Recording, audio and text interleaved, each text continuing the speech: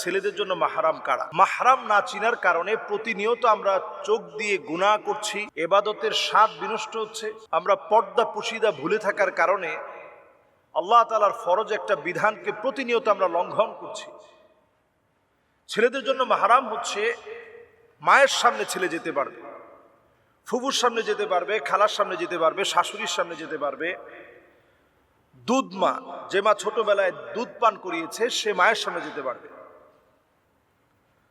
দুধ বোনের সামনে যেতে পারবে, নিজের বোনের সামনে যেতে পারবে, নানির সামনে যেতে পারবে, দাদির সামনে যেতে পারবে, নাতনির সামনে যেতে পারবে। আপন ছেলে আর মেয়ের যে নাতনি, সেই নাতনির সামনে আপনি যেতে পারবেন। আপন ছেলে মেয়ে ছাড়া অন্য কারো, যে নাতনি আমরা বলে থাকি, এরকম কোন নাতনির সামনে কিন্তু আপনি যেতে পারবেন না। শরীয়ত এটাকে অ্যালাউ করে না। দুধ বোনের সামনে যেতে পারবেন, এবং আপনি আপনার নিজের মেয়ে, নিজের ভাতিজি, আপন ভাতিজি যে, তার সামনে আপনি যেতে পারবেন। ভাগ্নির সামনে, আপন ভাগ্নির সামনে, আপনার আপন বোনের মেয়ে, তার সামনে আপনি যেতে পারবেন। ছেলের বউয়ের সামনে আপনি যেতে পারবেন। এটার পর মহিলাদের মাহরাম হচ্ছে 14 জন। মহিলারা যেতে পারবে, বাবার সামনে যেতে পারবে, এবং চাচার সামনে যেতে পারবে, আপন চাচা, মামার সামনে যেতে পারবে, আপন মামা, শ্বশুরের সামনে যেতে পারবে, আপন শ্বশুর, মামা শ্বশুর, চাচা শ্বশুর, এগুলা না। খালু শ্বশুর, ফুফা শ্বশুর হারাম, যেতে পারবেন না।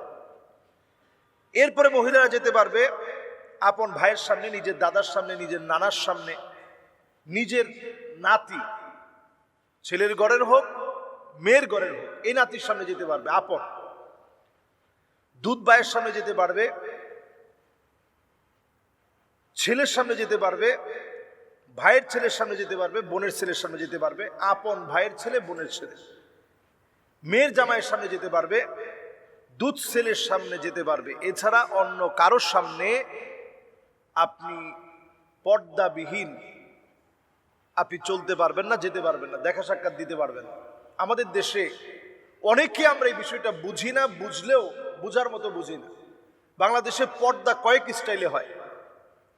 এক স্টাইল হচ্ছে বাহিরের কোনো লোকের সামনে যায় না, কিন্তু খালতো ভাই, ফুফাতো ভাই, মামাতো ভাই, চাচাতো ভাই সবার সামনে যায়। এই পর্দা, এটা কোনো পর্দা না। আরেকটা পর্দা হচ্ছে খালতো ভাই, ফুফাতো ভাইয়ের সামনে না গেলেও দেবরের সামনে যায়, আরো হাবিজাবি কিছু মানুষের সামনে যায়। এটাও কোনো পর্দা না। পর্দা হচ্ছে আল্লাহ তাআলা যে মাহরামকে নির্ধারণ করে দিয়েছেন, এর বাইরে আপনি অন্য সবার সামনে নিজেকে অবশ্যই আপনি পর্দার সামনে রাখবেন, পর্দার সহিত আপনি চলবেন। এটার নাম পর্দা।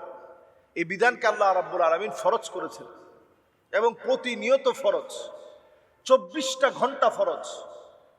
24টা ঘন্টার প্রত্যেকটা মিনিটের, প্রত্যেকটা সেকেন্ডের, ইকো সেকেন্ড, ন্যানো সেকেন্ড পর্যন্ত আপনার জন্য এটা ফরজ, মানতে হবে আপনাকে।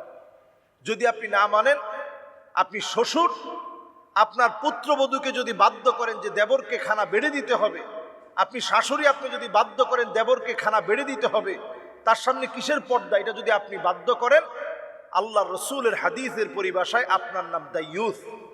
আপনি দাইয়ুস। এই দাইয়ুস আল্লাহর জান্নাতে প্রবেশ করবে না। এজন্য আমরা প্রত্যেকের ব্যাপারে সজাগ সচেতন হই। যাদের সামনে পর্দার বিধান আল্লাহ রাব্বুল আলামিন দিয়েছে, নিশ্চিতভাবে কোরআন হাদিসের বিধান অনুযায়ী আমরা পর্দার বিধানকে আমরা মানার চেষ্টা করি। আল্লাহ তৌফিক দান করুক। আসসালামু আলাইকুম ওয়া রাহমাতুল্লাহি ওয়া বারাকাতুহু।